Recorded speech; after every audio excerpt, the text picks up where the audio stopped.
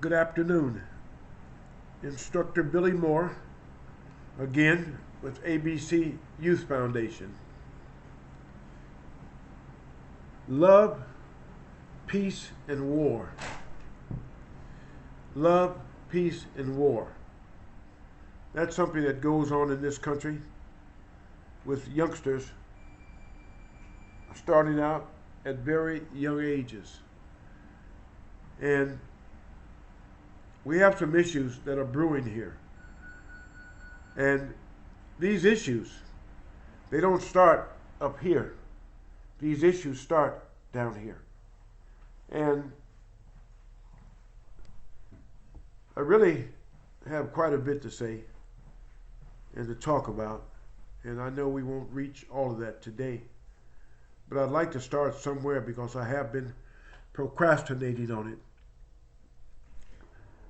Here at ABC, we teach our youngsters how to step up in life with their best foot forward, without cowardice, but with courage and dignity. And we all of us, have issues. None of us are above the cut.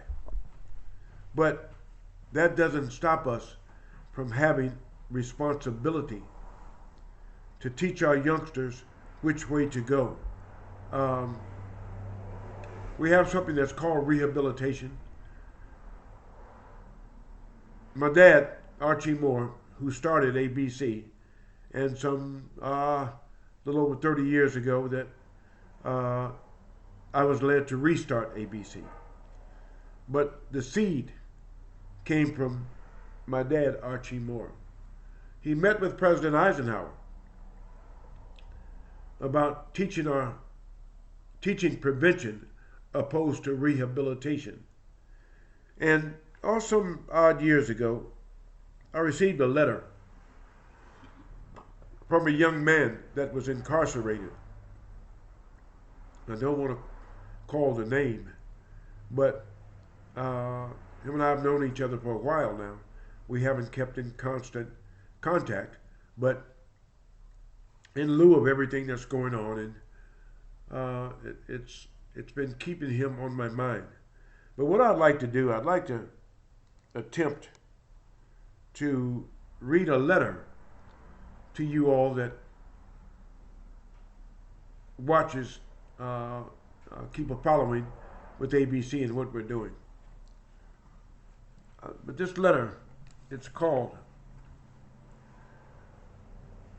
Topic, Why Peace is Better Than War.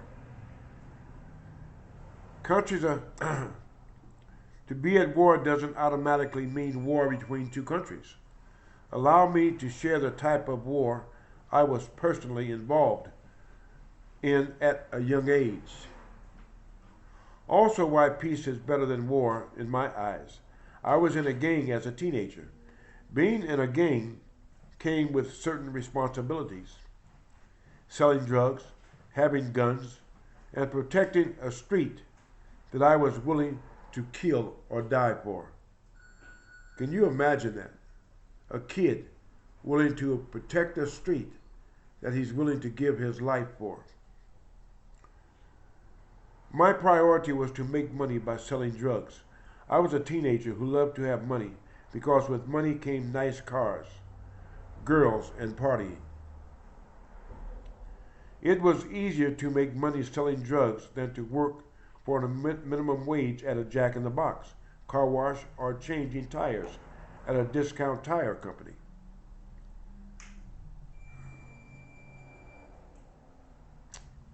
By selling drugs, I was tied into my gang. My gang was family as well. Somehow, some way, we had rival gangs, whether it was due to a fight, a shooting, a girl, or simply territory. A gang war existed when there is a war between rival gangs. Violence comes with war. When there's violence, people either get shot, stabbed, or get beat up. When these things happen, someone gets injured or killed. These are usually the results of war, gang wars. Yes, there are other teenagers who are involved in more violence in other cities or counties. That's because their areas are much more violent than where I was from.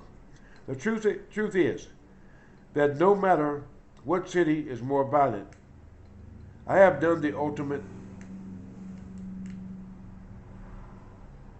thing one can do because of gang wars. I have taken the life of another human being. I have taken the life of a teenager who never got to graduate from high school. I have taken the life of a teenager who will never get married or have children. I have taken someone's son away. And this is one of the things that we need to do is get this across to our youngsters before something like this happens. And we can do it. I was a teenager who was seeking acceptance from those around me. I was trying to fit in no matter the cost. Those who I considered my friends and family didn't really care for me at all. Giving me a gun to shoot someone is not someone who cares for me. This was an individual who I grew up with as a child. This was an individual who I grew up with as a child. That's something. That's really something. But these are the things that we have to think about at that level, not 30 years later when we're locked up. This someone I consider to be my best friend, my older brother. I was 17 years old. I was a 17-year-old teenager at the time when I killed someone. Now I'm about to turn 42 years old. Isn't that something? At 17 years old, someone was killed. Now he's 42 years old on the 4th of July. And guess what? I'm still sitting here in prison for what I did. 24 years have gone by since that morning on May 27th, 1991. A family that I used to live with would tell me that I was going to die before I turned 18 or I was going to kill someone. They were right. I did kill someone. Now that I'm a grown man, I certainly wish I could have gone to a baseball game with this young man that I killed instead of shooting him. If his gang and my gang would have been at peace, him and I could have gone to a football game, or I could have seen him graduate, or I could have seen him get married to his girlfriend. Wow. Even if I wouldn't have been able to share these moments with him by being at peace, simply by being at peace with his gang would have been enough to where I didn't take his life. That is why peace is better than war. Just think, this is one life, one son, one brother who was killed due to war, due to a street that isn't even mine. The pain I have caused to a family is so great that it goes beyond words. Imagine just how much pain comes when two countries are at war, when thousands of men are killed, when thousands of families have to suffer due to war. To conclude this is why, in my eyes, peace is better than war. This is a young man that I met through the mail about, I think it was 2015. Might have been sooner than that. And by him and I having some peace together, his family learned that he had seen a story that ABC had done in the newspaper. I met some of his family members that heard about him corresponding with ABC. And they were telling me how much that since he had been in touch with ABC, said, Mr. Moore, his life has changed. And they were describing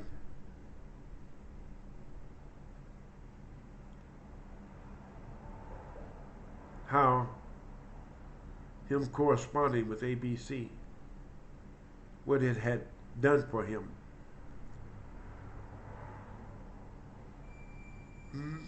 At that time, he was 47 years old. Haven't talked to him in a while. But we're getting ready to get in touch with him. We have a young boy, Martin Nunez, who's one of our district attorneys now. At that time when I received this letter, Martin was a young 13-year-old student that was in and out of trouble. And since then, he came back, he finished high school. I never really thought about this until now. Wound up going to law school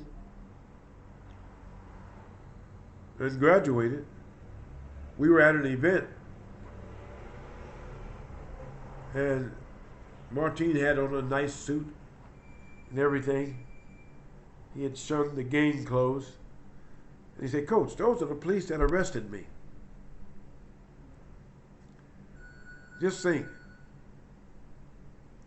at ABC we talk about prevention all the time. That's all we know is prevention. Just think if we could reach out across this country in different cities. We could do the same thing with numbers of lives, with numbers of them. We can avoid so many situations and prevent so many young men and women losing their lives. So as you listen to this little piece that we put together, there'll be many others, but I think that we're going to be talking and sharing more about prevention. Because I know there are mothers and families and loved ones that prevention could have prevented so many mishaps, so many pitfalls. And we can turn those mishaps and pitfalls into sitting on top of a mountain, looking back and looking across and smiling. And a mom or a dad can say, my son made it, my daughter made it. Or brothers and sisters can look at one another and say, we made it. So, this segment today is called Peace is Better Than War. Till we talk again, you can expect something like this weekly that we're going to be doing. Thank you.